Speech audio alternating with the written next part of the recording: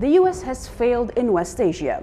Far from serving a stabilizing role, US policy has rather plainly destabilized the region. The Iraq War upended West Asia and fueled a new generation of Western-backed terrorists. Washington bungled a series of changes in the Egyptian regime and helped fuel the global war on Syria. The Obama administration's Libya war handed Libya over to chaos and terrorism and created new refugee flows.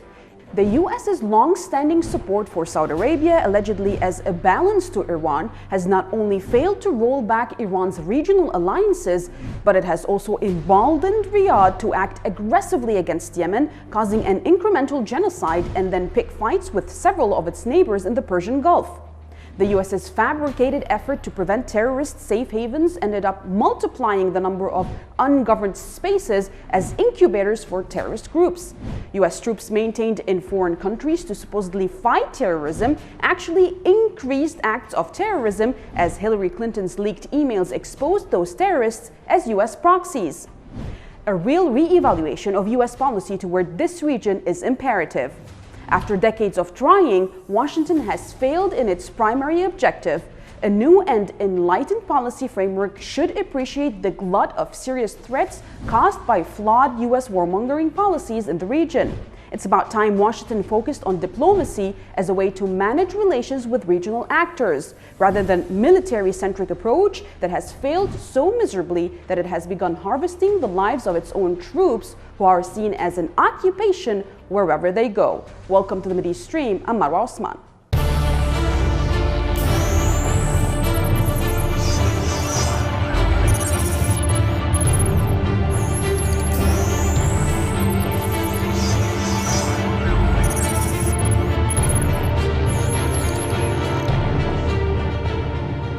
The actions of the US and its allies, most so the Zionist regime of Israel, in the region shows its inclination to spread its hegemony over the international arena, especially to establish the hegemony as a blanket to cover the whole Middle East area. But it seems that by disregarding international norms and through the use of military power, aggravated by economic problems, the US has by degrees lost what it takes to become a hegemonic power. To discuss this issue with us from Berkeley, California is Paul Larudi, former US advisor to the Kingdom of Saudi Arabia. Thank you very much for being with us, Paul. Now, following Gaddafi's overthrow, the US did fail to offer any leadership for the country. Instead, it took sides in Libya's internal conflicts. Now, since 2011, America's handling of the situation has been regressive and shambolic. It is as if they want the country to remain as is in chaos. But how could that ever serve their interests in Libya? Well, the background on this, and probably the guiding principle, is the Wolfowitz doctrine, crafted by Paul Wolfowitz, who has been an advisor in various circles. And this was done in 1992, so it's almost 30 years ago. And they're still abiding by this principle. The principle is basically this. At the time, the Soviet Union was dissolving itself. And the United States was left as the only superpower on the globe.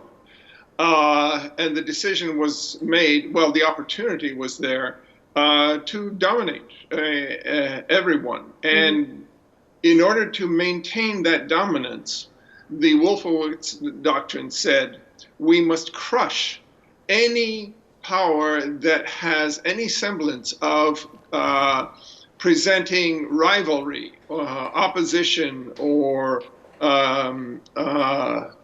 trying to increase its power relative to ours.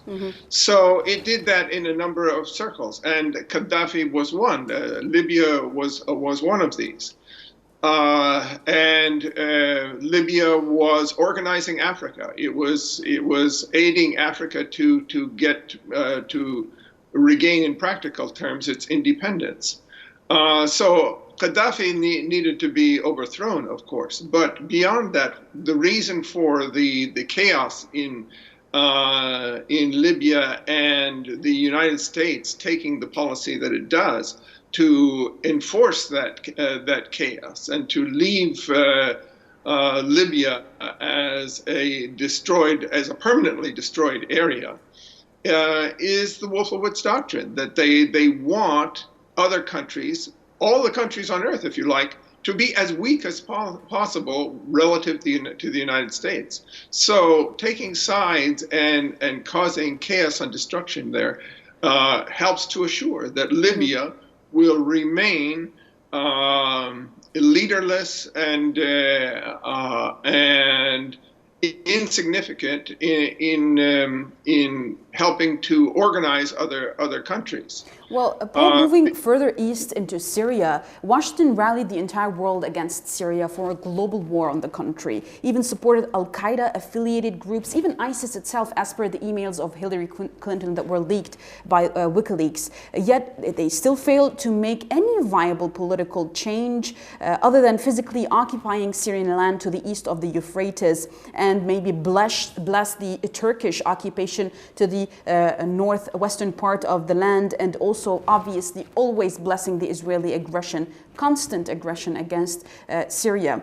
They are there basically to steal the oil. But other than that, what is their stay there benefiting them? Actually, I would say they're not there to steal the oil. They're there to deny the oil to Syria. The amount of oil is not significant to the United States, and they're not really getting all that much from it. But their purpose is to dismember Syria, to create an object lesson of Syria. Look, if you don't do the foreign policy that we want, and you don't support us, and you don't invite our corporations in there to exploit your country and remove its resources, then we'll destroy you. And this is a large part of what it is. And let's remember that both Libya and Syria are at the behest of Israel. Israel wants to destroy all of the countries around it. Now, there are other countries that figure into it, such as Venezuela, that so it's and now they're challenging China as well. But the object is essentially to destroy Syria. And if they accomplish that, they're happy with it. Even if they don't put in a puppet government in Syria, they're happy simply with destroying the country. Well, going on further to Iraq, 2 decades of America's MENA policy failure continues after the 2003 illegal invasion of Iraq. The U.S. policy there has been benefiting almost everyone except the U.S. and obviously Iraq itself. The U.S. prevents Iraq from moving forward, and the biggest U.S. fear in Iraq is Iran maybe having more influence, and that's actually what happened. Iran now has more influence, helping the PMU, the Popular Mobilization Units, fight against ISIS. I mean, what happened there? How did the U.S. foreign policy shift to a wrong place, meaning wrong place for the U.S. here? Well, again, I'm not sure that the U.S. would view it as a wrong place. They understand some of their limitations, but their point here is they're going to rationalize this and maybe consider it as policy that they're draining the resources of Iran with the conflict in Iraq. And they're creating an untenable situation in Iraq. They're creating conflict, and they're preventing economic development and even political development. They're preventing that too by their presence in Iraq. So all of that is weakening in their mind both Iraq and Iran. They want to do more to weaken Iran, but they're already doing, from their point of view, a great deal. So they would prefer to be able to do more, to put Iraq fighting against Iran, let's say, something like that. But they've already tried that, and it didn't end up with. Well, being yourself a former U.S. advisor to one of the U.S. biggest allies in West Asia, the Kingdom of Saudi Arabia, would you say that the U.S. foreign policy there is a failure one or maybe a successful one? And if so, in what sense? Well, we have to remember that it is a small group of powerful people in Washington that decide policy for the United States, and that group of people would consider all of these really absurd policies to be successful. They consider it successful as long as their destruction, their policy, any form of destruction and chaos and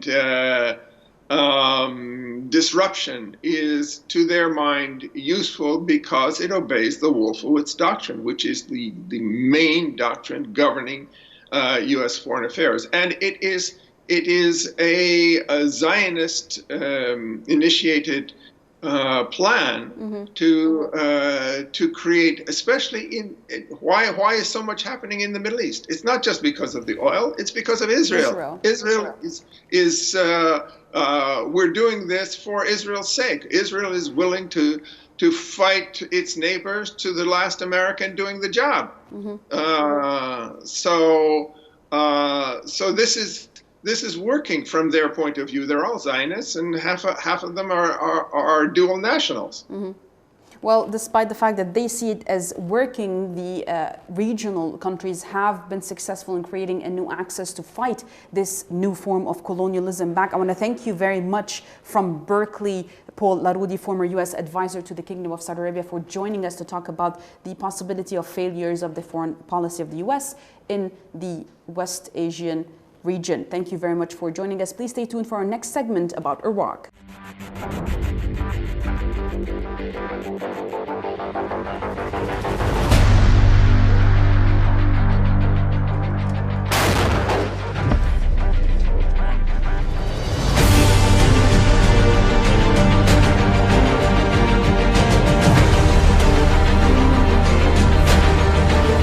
ISIS is concentrating its efforts on reorganizing its forces in Iraq as the U.S. occupation supposedly prepares to leave the country.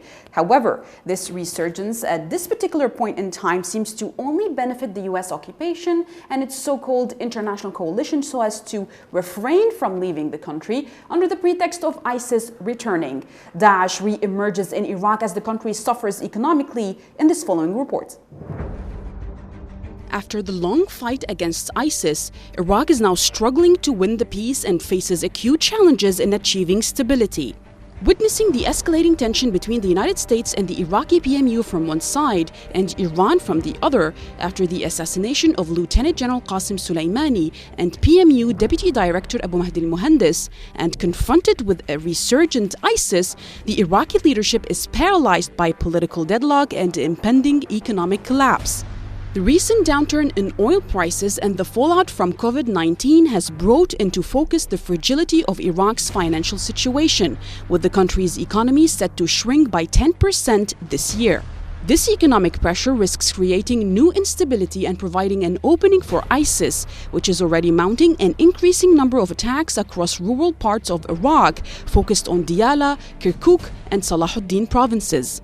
Iraq's new government, led by Prime Minister Mustafa al-Kadhimi, needs to urgently address the grave underlying issues facing Iraq. Following the military victory against ISIS in December 2017, the Iraqi government has made only limited progress in meeting the challenge of reconstruction and recovery in liberated areas. Kadhimi's immediate focus will likely center on returning some stability to the country by avoiding economic collapse and preventing the U.S. from staying longer than expected, since the Iraqi parliament is stressing that their bill against U.S. troops is irrevocable.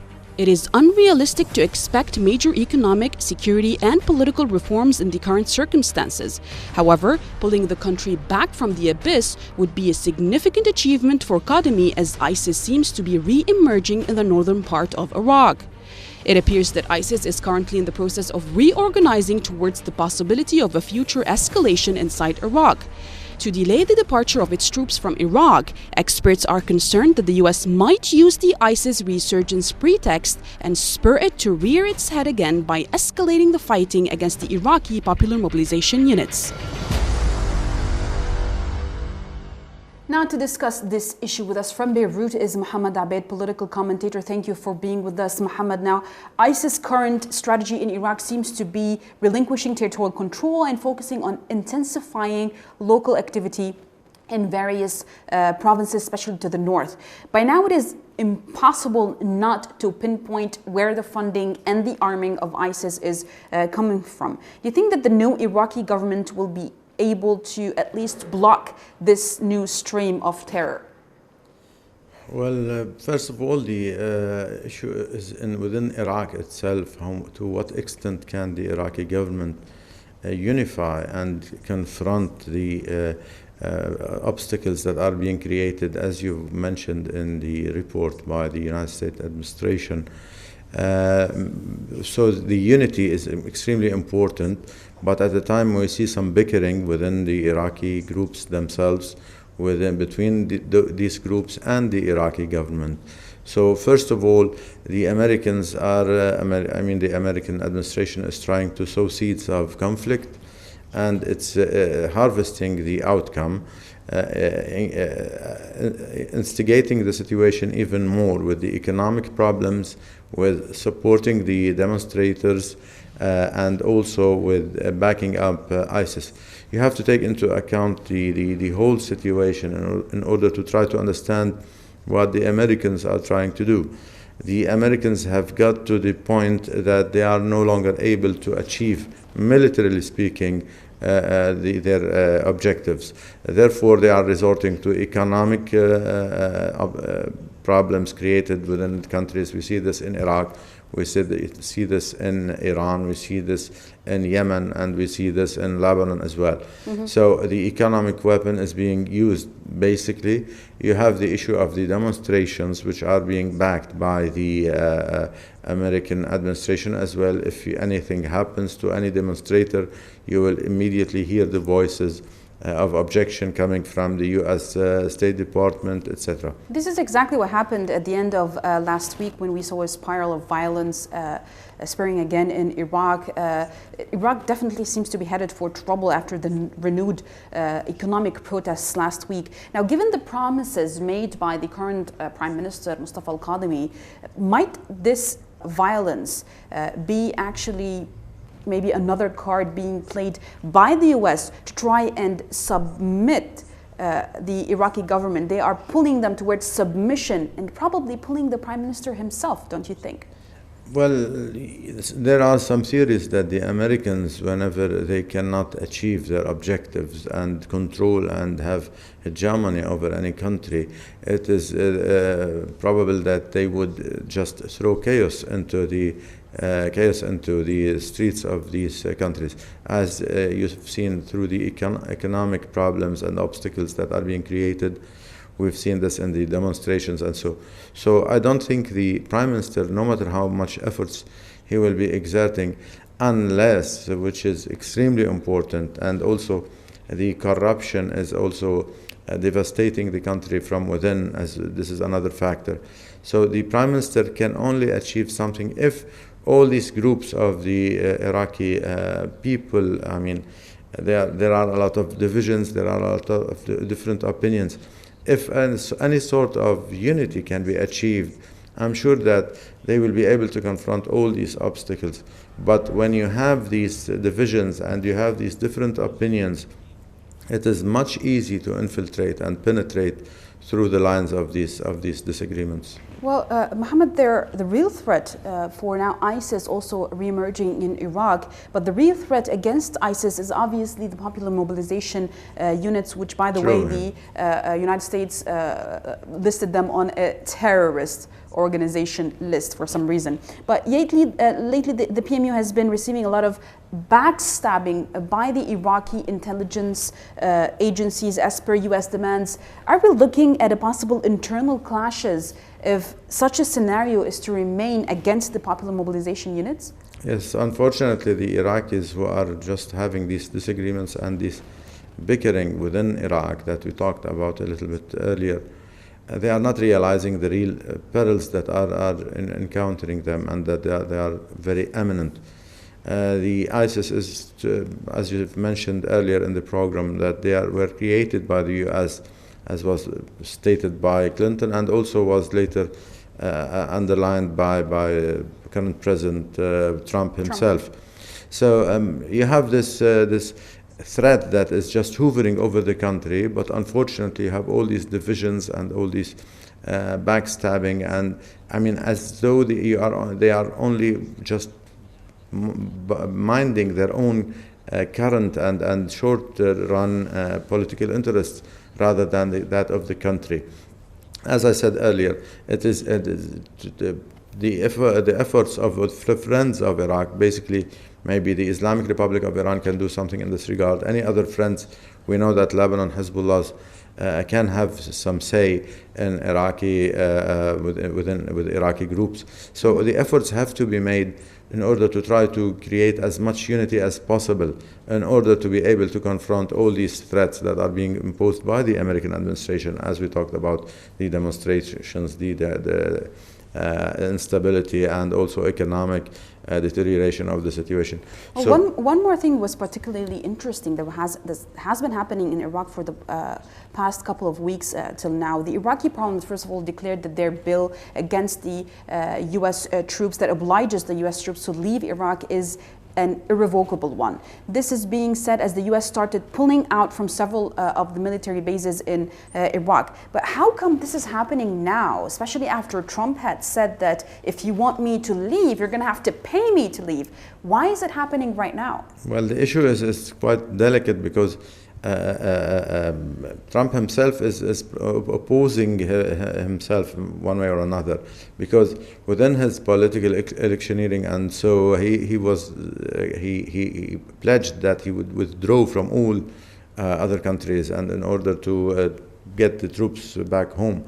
But still you have the circles of power within the administration itself that oppose this, because it would create a catastrophe against the interests of Israel and some other allies, such as Saudi Arabia and other countries. So you have here one thing wants to pull out in order to tell the American voters that, okay, I fulfilled my promise and I withdrew from the Middle East because there is nothing that we need there. But still you have the circles of power that are minding only the interests of Israel and some other allies of the United States administration who mind this. So you have this complicated situation when it comes to this withdrawal, as if one party is pulling in this direction and the other is pulling in the other. But still, as I forgot to comment on your earlier remark of labeling the PMU as a terrorist group by the administration, this came basically after this voting in the Iraqi parliament to have the American withdrawal. So you see how things are being done, one step in this direction, another in this, and the Americans are proving day after day that they have no strategy, they have no real plans. They are acting within as a reaction to the other parties, the other players' actions. Well, thank you very much, Mohammed Abed, political commentator, for joining us in Beirut to talk about the latest ISIS resurgence in Iraq amid the economic downturn in the country, and what the challenges that will be faced with Prime Minister Mustafa al-Kadhimi in the upcoming months. Thank you very much for joining us, and please stay tuned next week for more from the Mideastream.